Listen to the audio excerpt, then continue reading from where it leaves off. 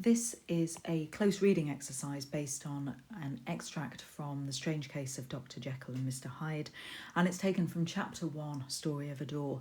Now, if you don't have an extract to hand to annotate as we're going along, if you just Google complete text Jekyll and Hyde, that will very quickly bring that up. And look for maybe the word coquetry or disdained on a Control F search to jump you to this particular extract. If you're doing GCSE and you've got a section where you're likely to get close reading, this is a potential passage for that exercise for AQA, and then looking at setting in the rest of the novel.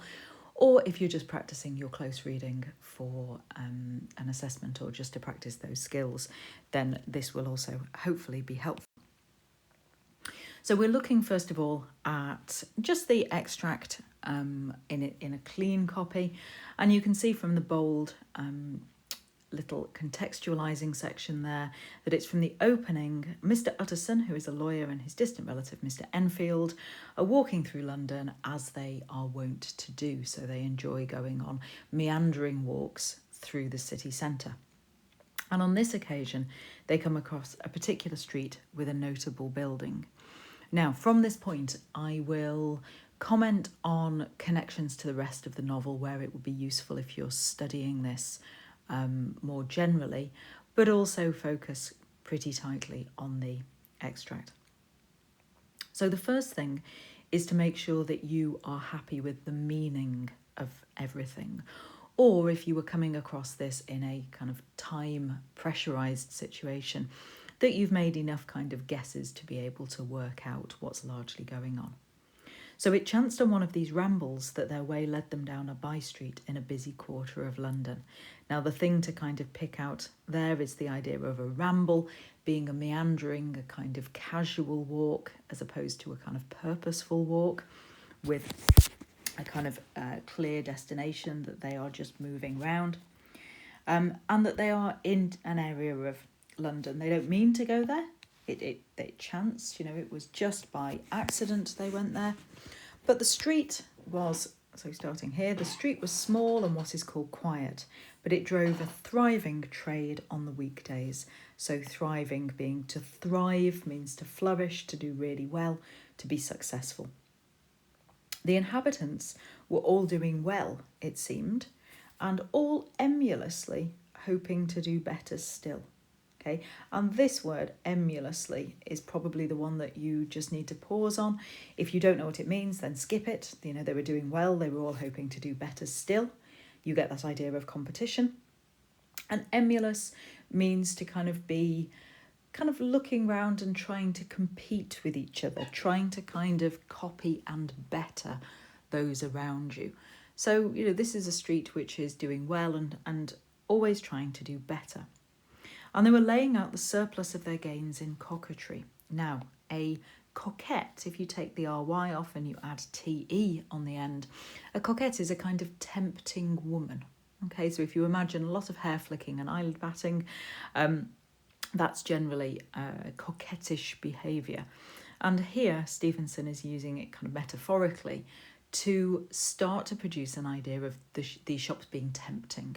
Okay, and we'll come back to that in a moment when we look at the analysis. So the shop fronts stood along that thoroughfare with an air of invitation, like rows of smiling saleswomen. And even on Sunday, when it veiled its more florid charm, so even on a Sunday, think about Sunday trading laws in Victorian times, as in you couldn't trade on a Sunday. And we're carrying on that idea of, these smiling, tempting women being veiled, kind of having to draw that cover over its more kind of obvious, more kind of attention-grabbing charms, and lay comparatively empty of passage, so there were not very many people compared to the weekdays. There the street shone out in contrast to its dingy, so its dark, its dull neighbourhood, like a fire in a forest, and with its freshly painted shutters, well-polished brasses, if you think of like door knockers, being brasses on doors, those kind of metal decorations. General cleanliness and gaiety of note, so notable happiness. It instantly caught and pleased the eye of the passenger. So passenger being somebody who's passing through at that point. So you've got this street in London where it seems to have a real air of ambition about it. Everything's busy, everything's tempting, everything's freshly kept. Then we move to second paragraph with a change of focus, because we move to look at one specific building. 2 doors from one corner, on the left hand going east. The line was broken by the entry of a court. Okay, and think of that as a courtyard rather than a judicial court or a tennis court or anything. It's a courtyard. And just at that point, a certain sinister block of building thrust forward its gable on the street. If you think about kind of traditional houses, right? There's a really traditional kind of fairy tale storybook house, okay? They tend not to have triangular windows, but hey. Then, pathway, etc. If you look at that side of it, from that way on, gable, okay? Blind gable where it doesn't have any windows, just because windows and eyes are inherently connected, and kind of in this novel they are as well. But this building has got its gable to the street, 2 stories high, showed no window, nothing but a door on the lower story and a blind forehead, so that top bit, no windows. Blind forehead of discoloured wall on the upper, and bore in every feature the marks of prolonged, so lengthy, and sordid negligence, so it's been neglected. The door, which was equipped with neither bell nor knocker, was blistered and disdained, so blistered, the paint started to bubble off, disdained, stained. Tramps slouched into the recess, so tramps, homeless people, kind of slouch down, kind of, I suppose if you're slouching, you're kind of hunched up. A recess is a little bit that's set back, okay, think recede, recession, to kind of go back. And they struck matches on the panels. Children kept shop upon the steps, so children are kind of sitting casually playing on the steps. The schoolboy had tried his knife on the mouldings, so think of schoolboys' pen knives, the shaped bits around a door, like maybe columns, maybe kind of, bits of flowers. Think of traditional kind of Victorian front door and those bits shaped around them. Boys have kind of gouged bits out with their knives. And for close on a generation, no one had appeared to drive away these random visitors or to repair their ravages. So repair ravages, if you kind of ravage something, you're destroying it. You're kind of going on this uncontrolled destruction. So that's our extract, those 2 paragraphs. And if we start to look at how Stevenson uses language, form and structure here to present the setting, or kind of to make this passage effective, then we can pick out certain bits as we go through. So this is where you probably want a pen and a clean copy of the text to annotate as we go through. So I pick out the idea of kind of coming across this casually, because we've got this idea of fate, maybe. It's been directionless and they've come across it, they've just found it. But this street is maybe not quite what it seems in this paragraph, because it's small and quiet, but it's busy. So you've got, again, this idea of kind of duality. Now, if you're studying the novel, you know that duality, that kind of dual nature, having 2 aspects to everything, is really important. If you're doing this as a kind of close reading passage, just this passage, then it's worth kind of picking up on the appearance and reality idea. It is quiet, but also busy. It's a bit of a kind of paradox, maybe. It's a bit of a contradiction. The inhabitants were all doing well, it seemed. That kind of phrasing adding a little bit of doubt into it. It appears that everything is okay. And we move into this idea of temptation and behaviour. And I'd argue that this idea of emulously hoping to do better still, this adverb here, kind of gives an idea of competition, maybe an idea of kind of selfishness or self-interest that's, not quite generous, that's not quite good or positive. They're laying out the surplus of their gain, so surplus is to have too much, in coquetry. So we start with this metaphor here of the shops as women. Okay, and we're looking at, I guess, the world of temptation and the world of kind of appearances and reality and deception and kind of bringing people in. Because if you're studying the novel generally, that idea of temptation is very important. You know, people wanting to overstep boundaries, people wanting to do more or know more, and that leading to their destruction. If you want to kind of bring that out to a kind of GCSE grade 9 sort of point, you might want to start looking in the novel at times when there is temptation. I'm thinking of Dr. Lanyon talking to Hyde, because you've got that idea of temptation, the biblical allusion there, that, you know, Hyde almost takes on the role of Satan there in terms of that temptation. But if we're just looking at this, it's got that kind of air of negative behaviour. This is more aligned with the 7 deadly sins than it is with the virtues. And, you know, the shops have an air of invitation, and we've got this simile, like rows of smiling saleswomen. And I probably pick up on the smooth sibilance there, kind of adding to that air of temptation and kind of slick charm. We move through to kind of extend that metaphor with the idea of veiling. Even on Sunday, when it veiled its more florid charms. So just like a kind of attractive, tempting woman is kind of covering up on a Sunday and lies empty, it still shines out in contrast to the rest of the dingy neighbourhood. So that idea that there is something marked out about this area, something different.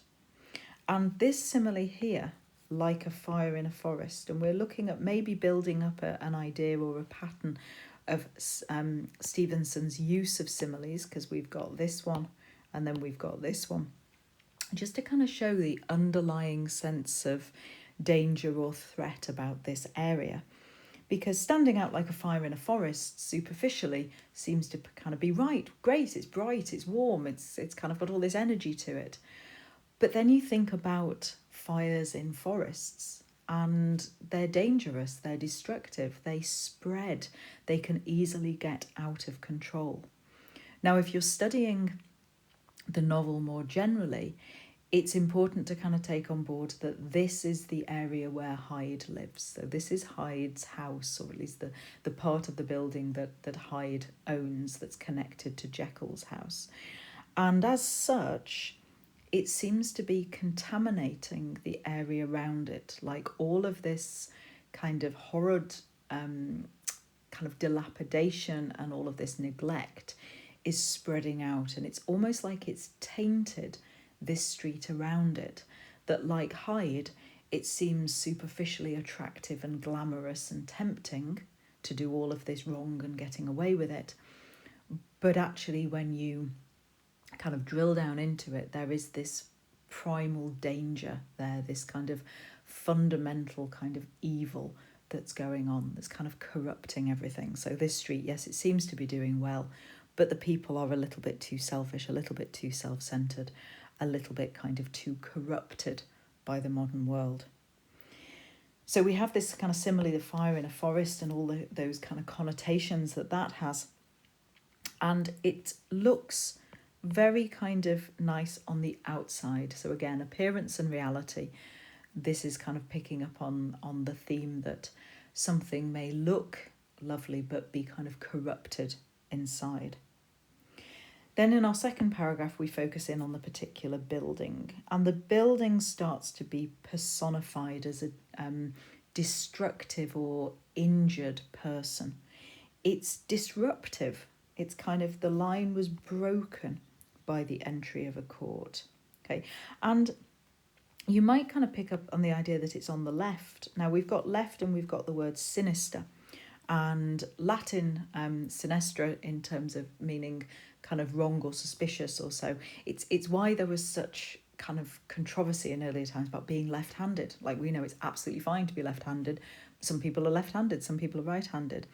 But the idea that there was something kind of wrong with left. You know, right was the normal, and I'm trying to enunciate the inverted commas, and left was weird, which is why sinister, left, sinistra, they kind of all mean sort of suspicious. But here, obviously, we've got Hyde associated with the left, with things that are sinister. And we can pick up here the plosive alliteration, the broken block of building, giving that kind of force. We've got gable there as well. We've got the personification of it. You know, it is not just sitting there, but it is thrust forward. That's got connotations of a violent action. It's kind of disrupting. Has no windows, but a blind forehead.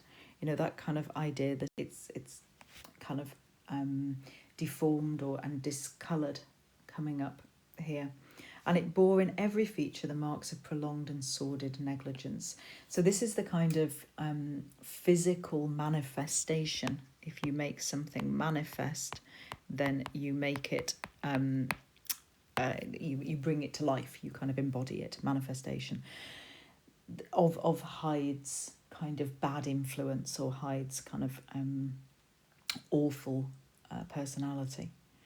And it not only is this kind of injured and broken down, so it has a whole air of neglect, but it also seems to be attracting those people who are destroyed or broken or are destructive, and nothing is being done to address this.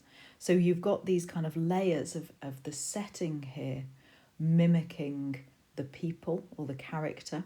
You've got the setting creating a sense of tension in terms of creating this kind of awful area that is threatening and sinister itself, and generally establishing this particular part of London as a suitable place for Hyde to be housed in.